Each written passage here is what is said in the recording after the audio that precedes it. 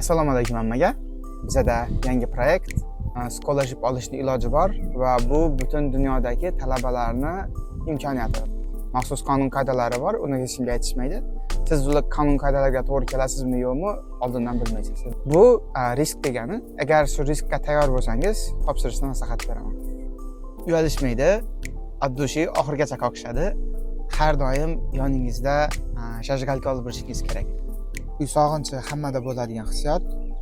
Mani xatoyim bilan biz u poyezdni o'tirib olganmiz. Iloji borincha oxirgi transportga ishonib qolmang. Studentlar haftasiga 20 soat ishlash huquqi bor. Har yili sizga 4 ta imtihon tashkil qilib berishadi. 4 tasini o'tib olmasangiz, keyingi yil yana 4 ta imkoniyatingiz bo'ladi. Agar siz boshqa bir davlatga chiqayotgan bo'lsangiz, o'sha davlat tilini o'rganishni maslahat beraman. Keyingi sonlarida qaysi davlatdan talabalarni ko'rishni xohlasangiz, kommentariyada yozinglar. Assalomu alaykum hammaga. Sizlar bilan Nodirbek. Bizda yangi proyekt. Chet elda o'qib yurgan talabalarni hayoti bilan ularni shatib borganini No Filter degan dasturimiz orqali ko'rib borsangizlar bo'ladi. Demak, birinchi loyihani birinchi qismini men o'zim ochib beraman sizlarga. Demak, bizda savollar bor. Shu savollar bilan har bir ishtirokchiga bu savollar beriladi. Va ular shu savollarga javob berish orqali sizlarga foydali ma'lumotlarni ulashamiz. Birinchi savol: nega aynan Italiyada o'qishni tanladingiz va u yerda grant olishning iloji bormi? Italiyani tanlashimning asosiy sababi bu Italiya davlat stipendiyasini borligida. Scholarship olishning iloji bor va bu butun dunyodagi talabalarni imkoniyati. Nafaqat O'zbekiston, balki jahondagi xohlagan davlat fuqarosi Italiyada magistratura yoki bakalavriat o'qish uchun stipendiya olishi mumkin.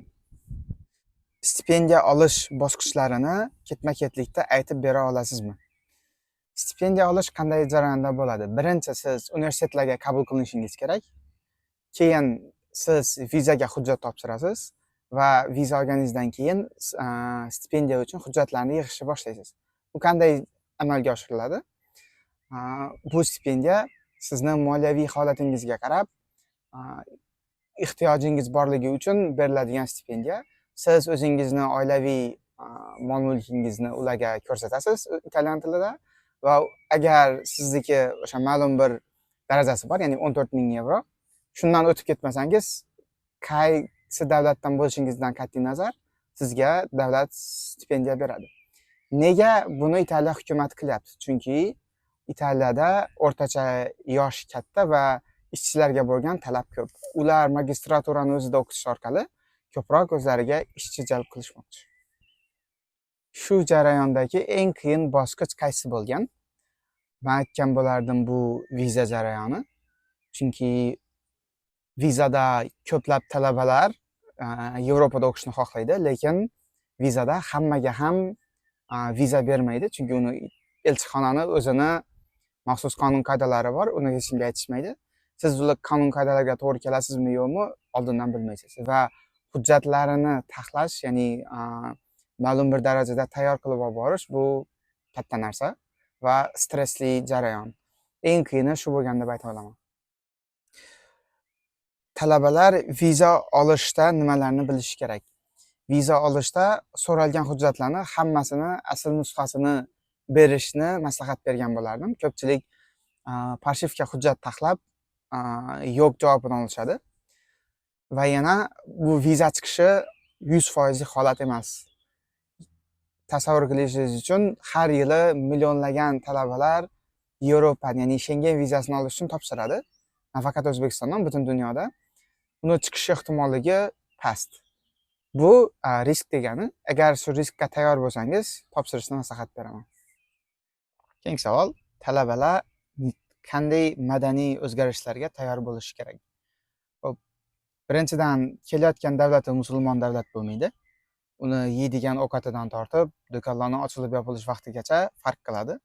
Bizda o'rganib qolganmiz 24 soat ochiq bo'ladigan do'konlarga, lekin bu yerda 10 tadan bittasi faqat kechki soat 9 gacha ishlaydi. Qolgan hammasi soat 8 da yopiladi. Ikkinchi narsa, men Italiyaga kelganda birinchi yaqqol tashlangan bu burun qoqish. Talabalar yoki umuman hamma yevropalik odamlar burun qoqishda nima desam, uyalishmaydi.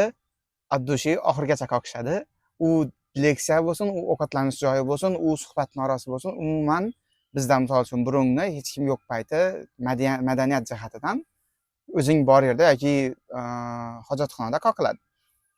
Bularda umuman farqi yo'q. Lekin aksiga olib, aksirgan paytida ular iloji boricha ovoz chiqmasligiga harakat qiladi.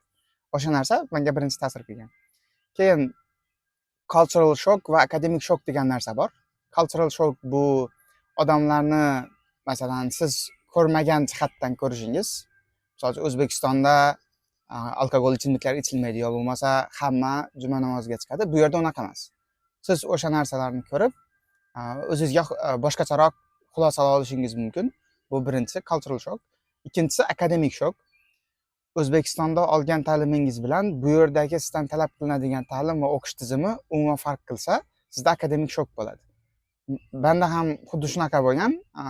Birinchi marta kelganda ayniqsa buxgalteriya sohasida menda katta muammo bo'lgan, chunki O'zbekistonning buxgalteriya tizimi va Yevropaning standartlari umuman boshqacha va hammasini men noldan o'qishimga to'g'ri kelgan.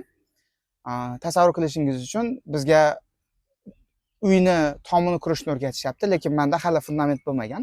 Shunaqa holatda katta stress va depressiya orqali hamma yillar mobaynida o'rgangan narsani siz oylar yoki kunlarning ichida o'rganib chiqishingizga to'g'ri keladi. Va bu narsani yengishni eng zo'r usuli tushkunlikka tushmasdan o'qishda davom etish.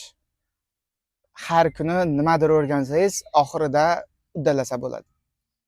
Keyingi savol: stereotiplar va jamiyatga qo'shilib ketishdagi qiyinchiliklar. Studentlar nimalarni bilishi kerak? Stereotiplar har bir davlatda har xil va Italiyada men eng katta ko'rganim bu odamlarni body language ishlatish, ya'ni qo'llari bilan, yelkalari bilan umuman gapirganda simfoniyaga o'xshab tanasi harakat qiladi va bu narsani men birinchi ko'rganda hayron qolganman, chunki bizda hamisha tek o'tirib gapirish o'rgatilgan, nima bo'lsa ham, lekin bularda misol uchun professordan tortib oddiy do'kon xizmatchisi ham deyarli bir xil tana harakatlari bilan gapiradi va buni ko'rish sal boshqacharoq. Keyin qiyinchiliklarga keladigan bo'lsak, qo'shilib ketish uchun qaysidir davlat, ya'ni har qanday davlatga borishingizdan qat'iy nazar, qo'shilib ketish uchun sizda asosiy 3 ta omil bo'lishi kerak.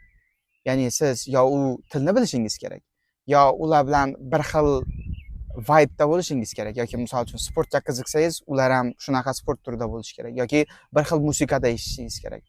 Uchinchisi, har doim yoningizda shajgalka olib yurishingiz kerak. Siz chekasizmi yo'qmi, undan qat'iy nazar. Chunki Yevropada chekuvchilar juda ko'p va sizni yoningizga sanda zajgalka bormi deb kelishlari mumkin va siz o'zingiznikini berish orqali ular bilan qanaqadir suhbat qurishingiz mumkin, yo bo'lmasa o'zingizga kerak nimanidir so'rab olishingiz mumkin bo'ladi. Italiyadagi ta'lim tizimi O'zbekistonnikidan qanday farq qiladi? Deyarli strukturaviy jihatdan bir xil. Asosan kredit modul tizimida o'qitiladi, lekin eng katta farqi bularda o'qishga kirish va o'qishni bitirish hamma uchun bir xil vaqtda emas. Siz agar kreditni yopa olmasangiz Italiyada, siz shu fanni yopmaguningizcha qayta o'qiyverasiz. Buning uchun siz to'lov qilmaysiz. Har yili sizga 4 ta imtihon tashkil qilib berishadi. 4 tasini o'tolmasangiz, keyingi yil yana 4 ta imkoniyatingiz bo'ladi. Lekin bu narsa sizni bitirishingizni kechiktiradi. O'zbekistonda agar 2 tasini o'tolmasangiz, 3-chisidan yiqilsangiz, shu kursni boshqatdan o'qishingiz kerak bo'ladi, shu fan uchun.